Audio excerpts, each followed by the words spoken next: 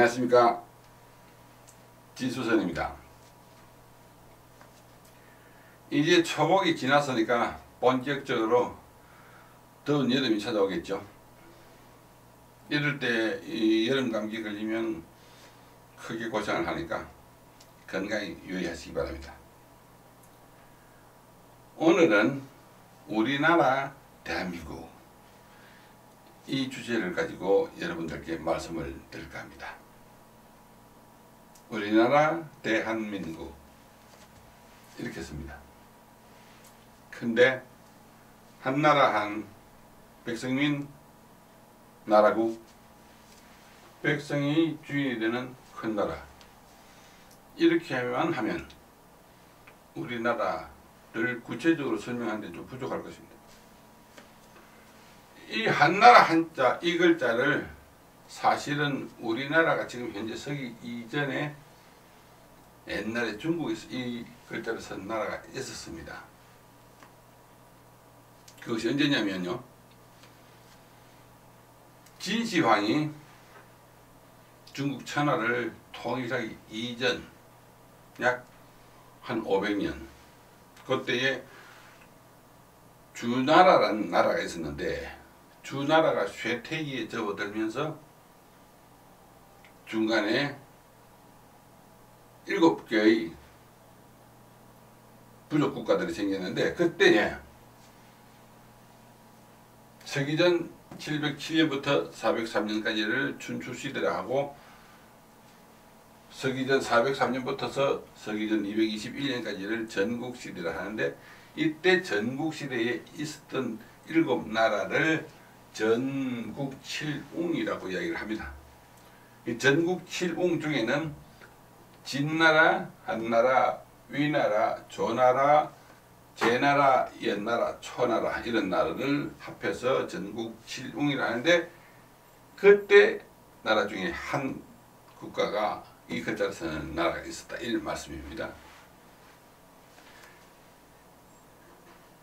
그 뒤에 고조선 말기인 위만조선 때 이 한나라의 유민들이 우리나라 땅으로 들어와서 마한, 변한, 진한 이런 식으로 사만시대를 열었다는 학설이 있기는 하는데, 저는 여기서는 구체적으로 말씀을 드리지 않겠습니다. 그것은 고고학자나 역사학자들이 말씀을 할 부분이겠죠. 그 뒤에 이 글자가 우리나라 역사에 잠깐 또 등장하는 때가 있었는데, 언제냐면은 후삼국시대, 그러니까 통일신라 말기와 후고구려, 후백제 그 당시에 견훤, 왕건 이런 사람들이 세력 다툼을 할 때에 삼한을 통일을 하는 자만이 이 땅의 진정한 주인이 된다, 이런 말을 했습니다. 그때의 삼한의 개념하고 여기서 말하는 마한, 변한, 진한 이 삼한하고는 다릅니다. 그래서 그때 후삼국시대 때에 말했던 그 삼한이라는 그 개념이 1897년 고종임금이 황제가 되면서 대한제국을 세우면서 나라 이름을 대한이라고 할 때 이 개념이 그때 그 개념을 가져왔다는 이런 말씀이 됩니다. 그것은 학설로서 나와 있습니다. 그래서 대한제국이 지금의 대한민국으로 바뀌었다는 이야기가 됩니다.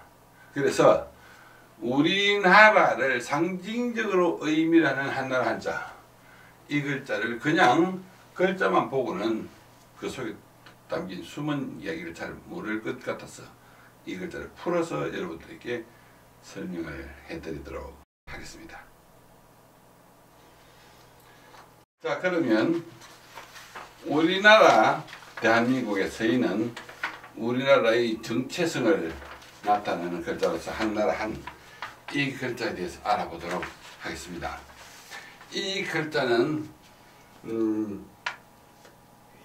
왼쪽에서는 이 부분의 글자와 오른쪽에 서 있는 이 부분의 글자 두 개 서로 합쳐서 만들어진 글자이죠. 왼쪽에 서 있는 요 자체의 글자만은 사실은 없습니다.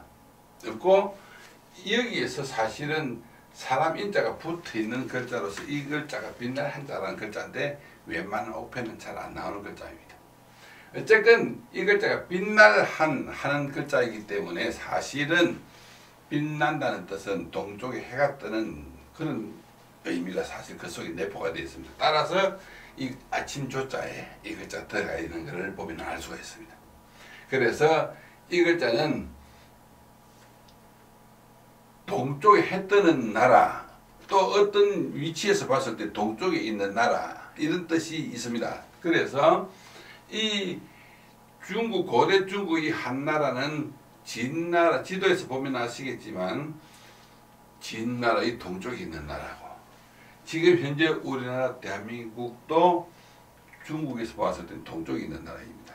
그래서 이 글자가 우리나라에 서게 되는 건 까닭이 그게 딱 보아도 되겠죠. 어쨌건 이 글자가 조금 전에 빛날 한이라는 글자라고 이야기를 했는데, 이 소리가 그냥 빛날 한자 소리값이 이렇게 간 겁니다. 이 글자를 그냥 다 살려서 쓰는 경우가 있는데, 여기 보면 사람 인자가 위에 올라가 있습니다. 그래서 이 글자는 깃한 혹은 편지한, 서한문 이런 이야기를 할 때, 편지한 할 때에는 이 글자 쓰고, 그 다음에 줄기 간자에도 이 글자가 사람 인자가 그냥 올라간 걸 볼 수 있습니다. 다음에 하늘 건 혹은 말을 건 하는 글자도 여기에서 보면 사람 인자가 올라간 경우도 있는데, 왜 이 경우에 사람 인자를 중간에 뺐느냐면 사람 인자까지 다 넣으면 글자가 획수가 많고 복잡해지기 때문에 뺀 겁니다. 더러 이런 경우처럼 본래의 글자에서 글자 모양을 뺄 수도 있고 더 할 수도 있는데, 이를테면 이런 경우가 해당이 되는 글자입니다.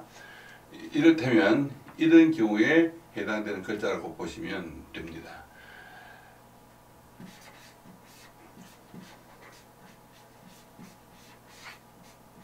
변양자 같은 경우에 여기 있는 이 글자가 오를 양자인데, 여기서는 사람 인자를 뺍니다. 그런데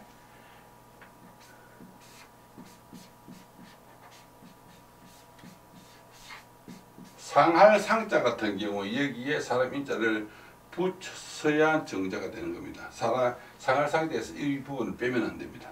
그렇듯이 어떤 모양의 글자를 때로는 넣을 수도 있고 뺄 수도 있습니다. 그런 글자들이 들어 있습니다. 다음에 우리나라 대한민국을 뜻하는 글자로서 오른쪽에 있는 이 부분의 글자, 즉 이 글자는 한자를 구성하는 부수글자 214글자 중에서 한 글자입니다. 이 글자 자체가 부수글자입니다. 다룬 가죽 위라는 글자인데, 가죽과 관계 있는 부수글자가 가죽피, 이 가죽혁, 다룬 가죽 위, 이 글자 세 가지가 있는데, 가죽피자는 털이 붙어있는 그대로의 가죽, 가죽혁자는 털을 없애거나 별도로 뽑거나 해서 만든 어떤 가죽 제품의 가죽혁자가 많이 들어갑니다. 그 다음에 다룬 가죽 위자는 이 가공한 가죽 이런 이야기인데, 이 글자는 본래의 가죽에서 뭔가 달라졌다는 이런 이야기입니다. 그래서 이 글자를 보시면요, 입구자를 중심으로 해서 한쪽은 이렇게 보고 있고 한쪽은 이렇게 보고 있습니다. 그래서 시체머리 좀 삐딱한 어떤 그런 뜻입니다. 그래서 진나라 입장에서 봤을 때 한나라, 동쪽에 있는 한나라는 자기들 따라 안 하니까 삐딱한 나라, 그런 뜻이 있었는지 모르겠는데, 이 뜻을 현재 우리나라의 입장에서 갖다 붙이면 딱 맞는 글자입니다. 옆에 있는 저쪽 사람들이 그쪽 나라에 힘이 좀 있는지는 잘 모르겠지만, 자기들이 이렇게 한다고 우리가 굳이 이쪽을 따라갈 필요는 없잖아요. 자기들이 이쪽으로 한다고 우리는 이렇게 할 수 있어야 되는 거잖아요. 그게 우리나라 글자입니다. 식성도 다르고 입맛도 다른데 왜 우리가 남의 나라를 따라갑니까? 그래서 이 글자가 대한민국 이 글자는 우리나라 자존심이 걸려있는 글자다. 이런 동쪽에 있는 자존심이 있는 글자, 이런 글자죠. 자부심을 가져야 됩니다. 그래서 저는 이 글자에 대한 풀이를 좀 더 구체적으로 이렇게 해도 봅니다.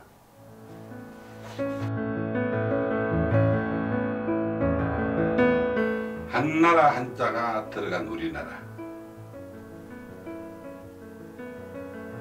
한나라 한자가 들어간 우리나라. 지구촌의 새 아침이 열리는 동방의 나라로서 우리나라는 민족 고유의 문화와 언어를 가지고 있습니다. 독창적이고 개성이 있는 문화와 전통으로서 여느 나라에 비해 우리 색깔 하나만은 뚜렷한 그런 자랑스러운 나라입니다. 그리하여 지금은 원조를 받던 나라에서 원조를 주는 세계 굴지의 경제 대국이 되어 남들로부터 부러움을 받는 기적을 이루는 나라이기도 하죠. 사계절이 뚜렷하여 사람 살기에는 더없이 좋은 나라. 세계 여러 나라를 둘러보아도 이 땅만큼 좋은 것도 그리 많지 않더군요. 이 얼마나 자랑스럽고 복된 일입니까?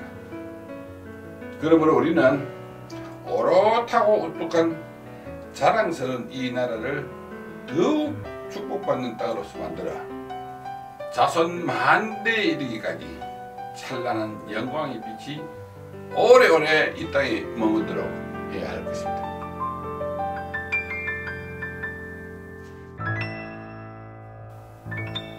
오늘 우리나라 대한민국이라는 글자 중에서 한나라 한자에 서있는 다룬 가죽 위자가 나왔기 때문에 여러분께 이 말씀은 꼭 드려야 되겠다 싶어서 한 말씀 더 붙입니다. 보통 우리가 세상을 살면서 누구로부터 자네 어른 함자가 어떻게 되느냐고 이렇게 질문을 받는 데가 있습니다. 그럴 때 예, 우리 아버지 이름 김창식인데요 이렇게 하지 않고 예, 저 어른 함자는 김자, 창자, 식자입니다 하고 글자를 따로 떼어서 무슨 자 이렇게 부르는 경우가 있죠. 그런 것을 기휘라고 이야기합니다. 끓일 기, 끓일 휘자. 깨름직하다는 이런 이야기도 되겠죠.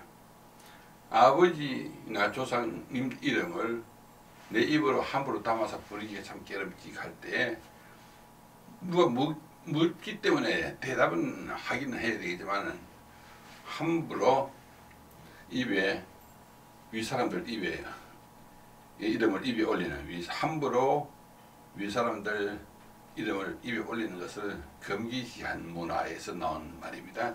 기휘. 여러분들 집안의 산소에 가면 비석이나 상석에 이렇게 서여진 글자를 볼 수가 있을 것입니다. 이를테면 학생 김해 김공 혹은 뭐 밀양 박공 혹은 뭐 인천 이공 본관 쓰고 그 다음에 휘 이 글자 딱 들어갑니다.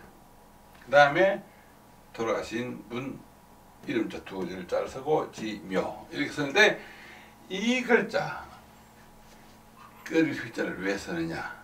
방금 제가 말씀을 드렸던 자손으로서 아버지나 할아버지 이름을 함자를 밝히기는 밝혀야 되겠지만 우리 입으로서 거명해서 올리기가 좀 깨름직하다는 그런 뜻으로서 조상님께 양해를 구하고 이름을 썼다는 그런 의미가 될 것입니다. 상당히 좋은 풍습이죠. 그래서 오늘은 끓일 휘자, 다른 가죽 휘자가 나온 김에 꼭 여러분들 이거는 아시면 안 좋겠나 싶어서 그렇게 말씀을 드린 것입니다. 다음 시간에는 세대와 관계되는 이야기를 하도록 하겠습니다. 감사합니다.